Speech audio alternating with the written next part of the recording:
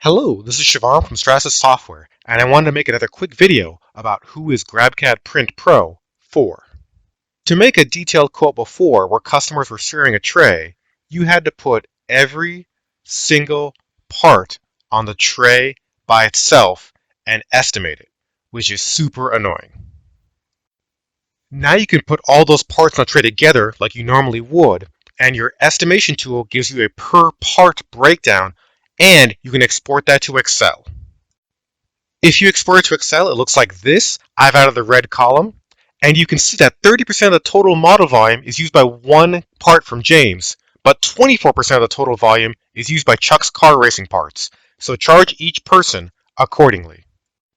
If you charge by how annoying it is to remove support material, you can see that over 50% support material is just used by the medical parts. So charge that person accordingly.